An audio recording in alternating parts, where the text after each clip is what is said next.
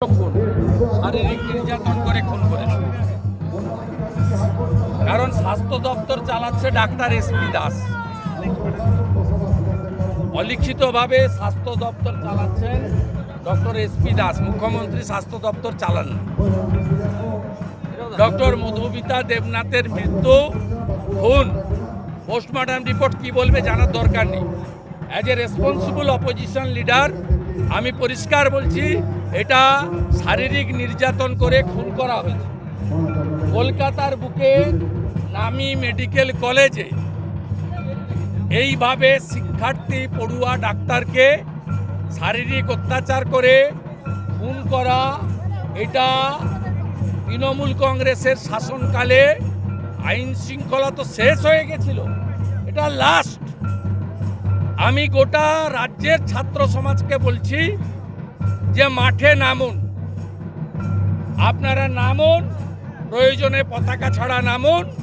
রাজ্যের opposition, principal opposition হিসেবে, তার লিডার হিসেবে আমি বলছি যে পুরো রাজ্যের মানুষ আপনাদের সাথে আছে এবং ইমিডিয়েটলি স্টেট গভর্নমেন্টের উচিত সিবিআইকে কেস হ্যান্ডওভার করে দেওয়া। আর যদি না করেন, ওরা করবে না, তাহলে পরিবারকে বলবো যে আপনারা কোর্টের দ্বারস্থ হন। আপনারা যদি সহযোগিতা চান আমরা করব। আমাদের পক্ষ থেকে ওখানে সজল ঘোষ কাউন্সিলর সহ, ডাক্তার অর্চনা মজুমদার সহ অনেকেই আছেন। আপনারা যে কোনো ধরনের সহযোগিতা চাইলে আমরা প্রস্তুত দেওয়ার জন্য। শিলিগুড়ির পর জঙ্গলমহলে পর্যটক টানতে উদ্যোগ, ঝাড়গ্রামে 10 কোটি টাকা খরচ করে টাইগার সাফারি তৈরি করা হবে, মুখ্যমন্ত্রী তেমনটাই বলেছেন। এবং খড়গপুর ঝাড়গ্রাম ইন্ডাস্ট্রিয়াল করিডোরও তৈরি করার বলেছেন। প্রথম কথা হচ্ছে 10 কোটি টাকাতে কিছু হয় না। ওনার কোনো আইডিয়া নেই, বাস্তব জ্ঞান নেই। আর শিলিগুড়িতে যেটা করেছেন ওনার ব্যক্তিগত আমোদ প্রমোদের জন্য, তার সঙ্গে সাধারণ মানুষের কোনো সম্পর্ক নেই। জঙ্গলমহলে যেভাবে গাছ চুরি ওরা করছে, উনি আজকে যাদের পাট্টা দিয়েছেন জঙ্গলমহলে, তার মধ্যে এমন 255 জন আছে যারা জঙ্গলমহলের লোকই। আমি তালিকা আপনাদের দিয়ে দিব ঠিক সময়। উনি জঙ্গলমহলকে ধ্বংস করতে এসছেন। বান্দোয়ানে ক্র্যাশারগুলো থেকে মাসে 50 লক্ষ টাকা তুলে এসপির মাধ্যমে ভাইপোর কাছে যায়। বাঁকুড়া জেলার প্রত্যেকটা বৈধ অবৈধ ঘাট, ইচ ঘাট 5 লক্ষ টাকা করে বালির। কত ঘাট আছে আপনি হিসাব করুন। বৈধ ঘাট যদি 200 থাকে, 2000 অবৈধ ঘাট আছে বাঁকুড়া জেলায়, ইন্টু 5 লাখ হিসাব করে বৈভব তৈরি তুলে দিয়ে আসছে। একইভাবে ঝাড়গ্রামে ইন্টু 5 লাখ হিসাব করে বৈভব তৈরি তুলে দিয়ে আসছে। একইভাবে ঝাড়গ্রামে মোরাম জঙ্গলমহলের কাঠ পাচার করে ধ্বংস করছে জঙ্গলমহলে। সাঁওতালি ভাষায় স্কুলগুলো হয়নি কেন? এখানকার ছেলেরা সব ঝাড়খণ্ডে, উড়িষ্যাতে, ছত্তিশগড়ে কাজে চলে যাচ্ছে কেন? একটা কর্মসংস্থান নেই। উল্টো দিকে বাবা সাহেব আম্বেদকর যে সংরক্ষণ দিয়েছিল এসসি এসটি এবং কুর্মী সহ হিন্দু ওবিসিদের, সেটা আপনি কেড়ে নিয়েছেন। আপনার junior constable, lady constable, home guard, civic volunteer, village police, জঙ্গলমহলে যে 14,000 নিয়োগ হয়েছে 23টা থানা এলাকায়, অবিভক্ত মেদিনীপুর মানে ঝাড়গ্রাম আর পশ্চিম নিয়ে বাঁকুড়া এবং পুরুলিয়ার 23টা থানায় 14,000, সেখানে এসসি এসটি কুর্মী সহ ওবিসিদের সংরক্ষণ দেননি। জঙ্গলমহলের মানুষ পাওয়া তো দূরের কথা, বঞ্চিত হয়েছে।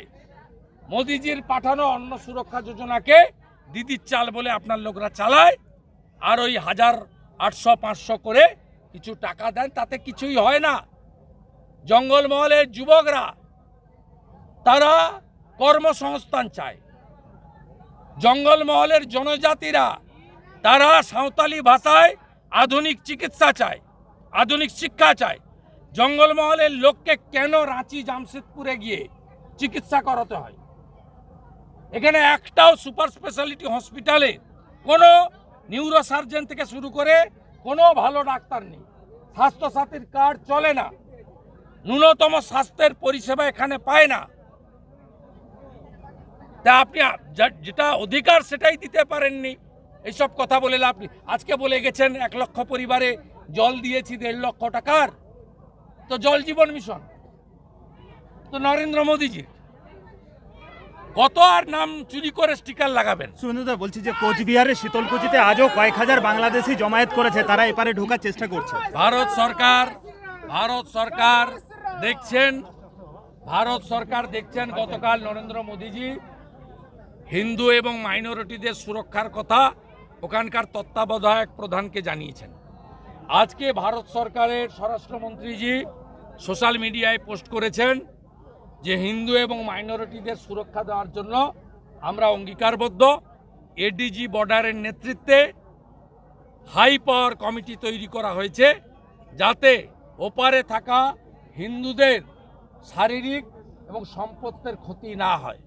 তারপরেও যে কথা প্রথম দিন থেকে আমি বলে এসেছি, 2019 সালে সিএএ তৈরি করেছিলেন নরেন্দ্র মোদীজি। কেন? তিনি জানতেন যে ধর্মীয় উৎপীড়ন করে আফগানিস্তান, পাকিস্তান, বাংলাদেশ থেকে হিন্দু, শিখ, খ্রিস্টান, পার্সি, জৈন, বুদ্ধিস্ট এদেরকে এরা তাড়াবে।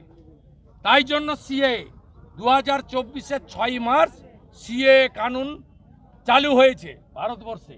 তাই আমি একজন সনাতনী হিসেবে বাংলাদেশের সনাতনীদেরকে আশ্বস্ত করতে চাই, গোটা পৃথিবীর হিন্দুরা আর বাঙালিরা, ত্রিপুরায় হোক, আসামে হোক, পশ্চিমবঙ্গে হোক, উড়িষ্যায় হোক, যেখানেই বাঙালিরা আছে, আমরা সবাই বাঙালি, হিন্দু, মাইনরিটি কমিউনিটি বাংলাদেশ তাদের সাথে আছি।